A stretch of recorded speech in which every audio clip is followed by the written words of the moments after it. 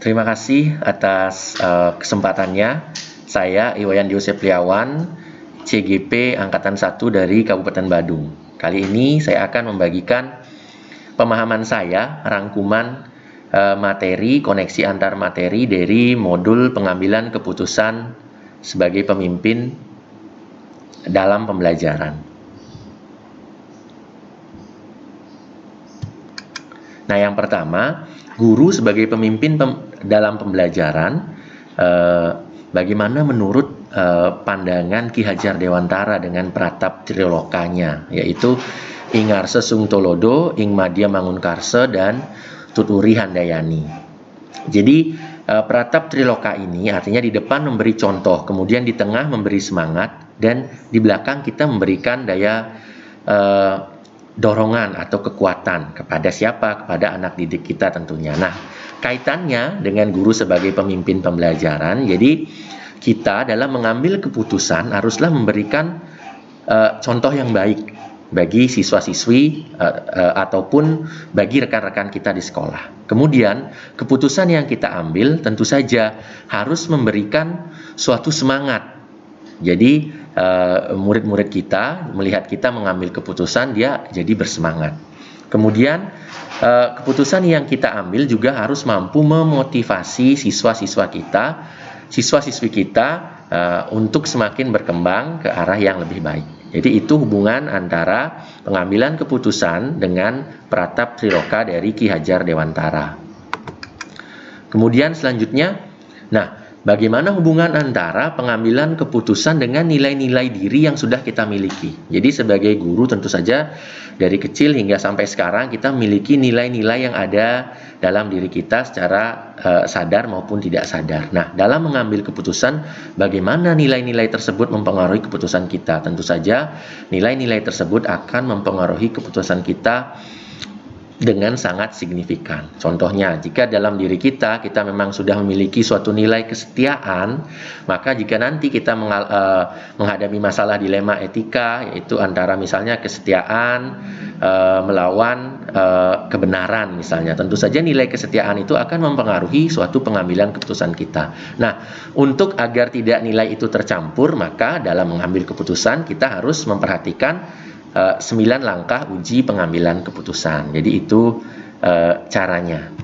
Kemudian, nah, pengambilan keputusan yang kita ambil apa hubungannya dengan coaching ya dan mentoring ya mungkin ya.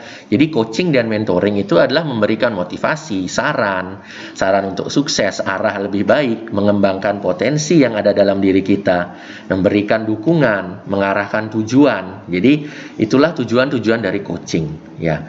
Jadi ketika kita mengambil keputusan, untuk melihat kembali keputusan tersebut, tentu saja diperlukan kemampuan coaching ini. Jadi apakah keputusan ini nanti akan menghasilkan kesuksesan? Apakah keputusan ini sudah membawa kita ke arah yang tepat? Nah, tentu saja kemampuan-kemampuan coaching sangat diperlukan di sini. Jadi ada hubungan yang sangat erat antara kemampuan coaching dengan pengambilan keputusan. Nah, kemudian selanjutnya, nilai yang dianut oleh kita sebagai pendidik. Nah, dalam dilema etika atau ethical concern ya. Jadi apa sih nilai-nilai yang ada dalam diri kita? Ya, jadi di sana ada nilai moral ya, moral consideration. Kemudian ada kondisi lingkungan eksternal. Kemudian ada konsekuensi dari tindakan yang kita lakukan. Kemudian ada tujuan. Nah, jadi nilai-nilai itu kita pertimbangkan semua dalam kita menghadapi dilema etika. Nah, jadi nilai-nilai apa saja itu? Nilai-nilai itu adalah tentu saja 4 paradigma tadi. Ada paradigma kebenaran lawan kesetiaan, kemudian ada paradigma individu lawan masyarakat, dan paradigma lainnya. Jadi nilai-nilai yang dianut oleh kita sebagai pendidik akan mempengaruhi kita dalam membuat keputusan dalam dilema etika. Nah, kemudian pengambilan keputusan yang kita buat Apakah keputusan yang kita buat mampu menghasilkan lingkungan positif, kondusif, aman dan nyaman bagi anak didik kita ataupun rekan-rekan kerja kita di sekolah. Ya, jadi bagaimana caranya kita dalam mengambil keputusan agar hasilnya membuat lingkungan itu menjadi positif. Nah, tentu saja pengambilan keputusan yang kita ambil haruslah memperhatikan 4 paradigma dan 3 prinsip resolusi pengambilan keputusan. Kemudian kita juga harus menerapkan 9 langkah uji pengambilan keputusan. Nah, jadi diharapkan dengan melakukan langkah-langkah tersebut, jadi semua keputusan yang kita buat akan menghasilkan lingkungan yang positif, kondusif, aman, dan nyaman bagi semua pihak. Jadi ya, walaupun ada pihak yang akan merasa dirugikan, tetapi setidaknya lebih dominan lingkungan yang positif. Demikian. Nah, kemudian kesulitan apa dalam pengambilan keputusan yang biasa kita temui dalam dilema etika? Nah, jadi kesulitannya tentu saja adalah pada saat kita menghadapi 4 paradigma tersebut ya. Ada paradigma individu lawan masyarakat. Nah, di sini saja kita sudah bisa kita di suatu sekolah, kemudian kita menghadapi masyarakat banyak. Nah, di sana kita akan sangat merasa kesulitan. Tetapi bagaimana kita sebagai seorang pendidik mampu keluar dari kesulitan tersebut? Tentu saja dengan langkah-langkah 9 uji pengambilan keputusan. Ada juga rasa keadilan dengan rasa kasihan. Bagaimana rasa keadilan kita terpengaruh oleh rasa kasihan, misalnya terhadap rekan, kerabat, ataupun terhadap siswa kita. Kemudian bagaimana kebenaran lawan kesetiaan, bagaimana kita diuji, rasa setia kita diuji ketika dihadapkan dengan kebenaran. Kemudian bagaimana ketika kita mengambil keputusan, apakah akan berdampak jangka pendek nantinya atau berdampak jangka panjang. Nah, ini tentu saja kesulitan-kesulitan yang kita hadapi dalam dilema etika. Tetapi, kesulitan-kesulitan ini kita bisa atasi tentu saja dengan melakukan 9 langkah uji pengambilan keputusan. Nah, kemudian pengambilan keputusan yang kita ambil sebagai pemimpin pembelajaran, apakah mampu memerdekakan siswa dalam belajarnya? Nah, tentu saja harus mampu memerdekakan siswa dalam belajarnya. Contohnya, ketika kita dihadapkan dalam dilema untuk memilih, misalnya tugas kita sebagai guru, kemudian kita keesokan hari harus mengajar siswa kita, sudah berjanji mengajar siswa kita, tetapi ternyata besoknya juga ada rapat. Nah, misalnya kita sebagai bendahara sekolah, kita harus rapat ke dinas pendidikan. Nah, di sini tentu saja ada dilema, apakah kita mementingkan tugas kita sebagai pengajar atau kita rapat ke dinas pendidikan sebagai bendahara sekolah. Tentu saja dua-dua ini adalah hal yang benar untuk dilakukan. Tetapi manakah yang akan membuat siswa merdeka dalam belajarnya? Nah, ketika kita memilih salah satu dari opsi yang ada, maka kita harus tetap mengutamakan kemerdekaan belajar dari siswa. Jadi, apapun keputusan yang kita ambil, siswalah yang paling utama. Jadi seperti itu. Jadi, kemerdekaan belajar siswa itu yang harus menjadi dasar dalam kita mengambil keputusan sebagai pemimpin dalam pembelajaran.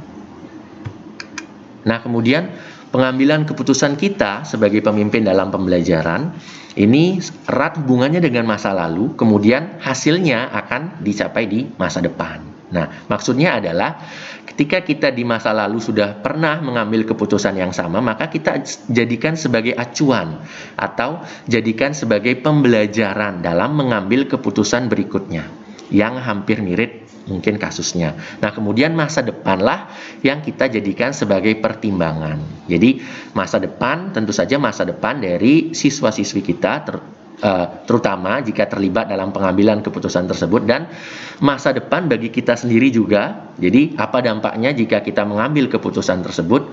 Nah, ini harus benar-benar diperhatikan, karena masa depan tidak hanya masa depan siswa-siswi kita yang sangat penting, tetapi masa depan kita sebagai pendidik juga sangat penting. Nah, kemudian dari semua hal tersebut, kesimpulan apa yang bisa kita ambil ya dalam modul ini? Jadi kesimpulannya adalah dalam mengambil keputusan sebagai pemimpin pembelajaran, terutama harus menggunakan 9 langkah uji keputusan yang di dalamnya terdapat 4 paradigma dilema etika, dan 3 prinsip resolusi atau pengambilan keputusan. Kemudian kita juga harus memperhatikan Pratap Triloka dari Ki Hajar Dewantara, karena ini juga sebagai dasar. Kita harus, keputusan yang kita ambil harus mampu menjadi contoh, harus mampu memberi semangat, dan harus mampu memberi motivasi bagi siswa-siswi ataupun rekan-rekan kita di sekolah. Kemudian keputusan yang kita ambil juga harus mampu kita kendalikan nilai diri kita sebagai pendidik. Jangan sampai keputusan yang kita ambil nanti terkontaminasi oleh nilai diri kita. Kita harus bisa mengesampingkan nilai diri kita, terutama nilai diri yang sifatnya keegoisan. Jadi kita tidak boleh mementingkan diri sendiri dalam mengambil suatu keputusan. Harus tetap memperhatikan tadi 9 langkah uji keputusan. Kemudian keputusan-keputusan yang sudah diambil, arahnya adalah menciptakan lingkungan belajar yang nyaman, kondusif, aman, dan menyenangkan bagi siswa-siswi kita. Jadi, apapun keputusan yang kita ambil, tujuannya adalah itu. Lingkungan belajar nyaman, kondusif, aman, dan menyenangkan bagi siswa-siswi. Kemudian, tujuannya selanjutnya adalah kemerdekaan belajar bagi siswa dan masa depan siswa-siswi kita yang lebih baik. Jadi, itu saja hal-hal yang bisa saya sampaikan terkait pengambilan keputusan sebagai pembelajaran. Jika ada kata-kata yang kurang berkenan, baik sengaja ataupun tidak, mohon dimaafkan. Sekian dan terima kasih. Sampai jumpa di video berikutnya.